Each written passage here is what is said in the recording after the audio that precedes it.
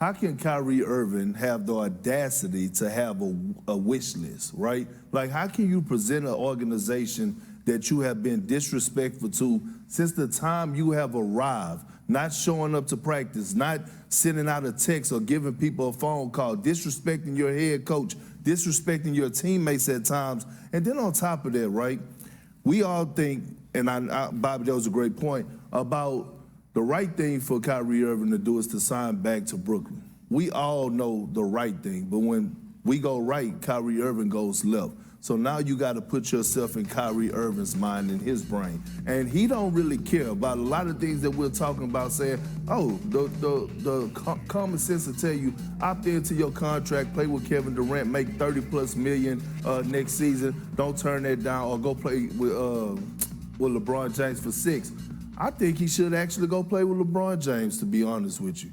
When I look at it, when he was playing with LeBron in Cleveland, their playoff record was 39-13. We haven't really seen Kyrie Irving play consistent, elite basketball at a high level for a long period, expanded period of time since playing alongside LeBron James. Well, I mean, in a perfect world, Kyrie Irving is a max player.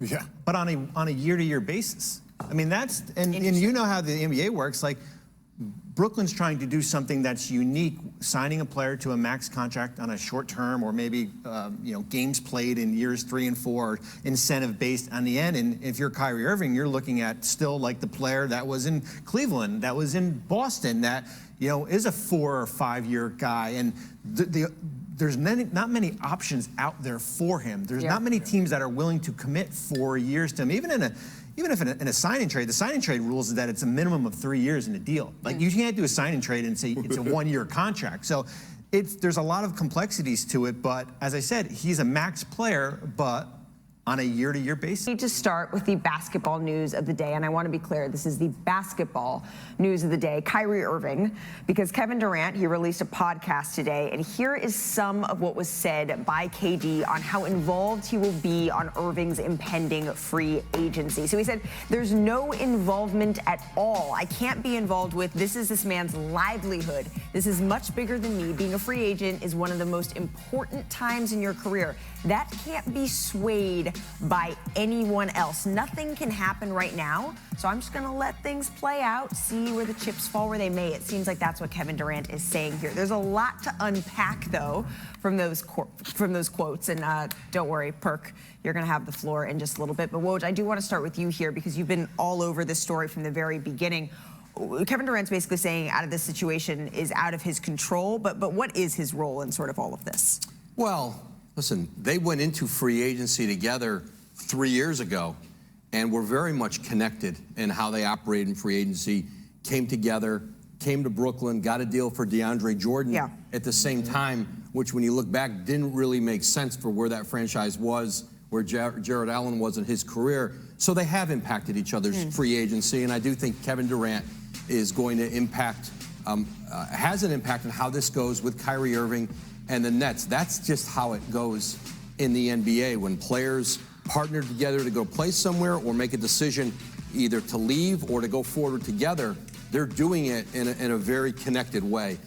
So I think a great deal of this Kyrie Irving story is influenced by Kevin Durant, and whether or not Kyrie Irving leaving will push Kevin Durant to ask the Brooklyn Nets for a trade. That's what we are talking about here if Irving goes. You know what's crazy that I saw in Kevin Durant comments was when he talked about, like, basically it's Kyrie's personal decision and he can't persuade a man to go in a direction. Well, somebody persuade you. You went sit down and you had meetings with Golden State. They persuaded you to leave Oklahoma City when y'all had meetings in the Hamptons. So you're telling me a guy that you call, quote unquote, your brother, that you don't have an impact on his decision making for as him whether or not he want to opt into his contract on the team that y'all chose to join together, and then all of a sudden you come out on the podcast and say, hey, you know what, it's his decision. It's the most important time of his life. First of all, this is not Kyrie's first contract extension or, free agency or whatever you want to call it. So I don't get what Kevin Durant is saying. I don't understand why Kevin Durant don't hold Kyrie Irving accountable.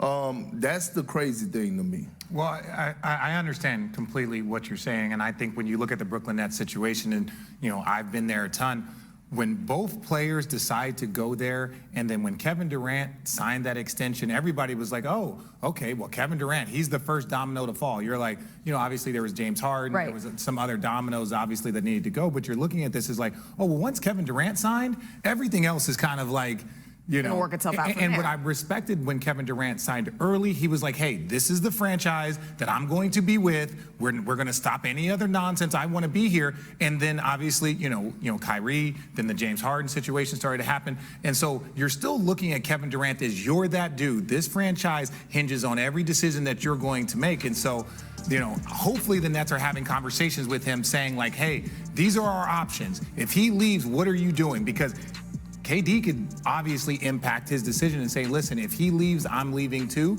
And now it's like, for me, if you're Kyrie, the fact that he's trying to stay out of it implies that he's more committed to the Nets than he is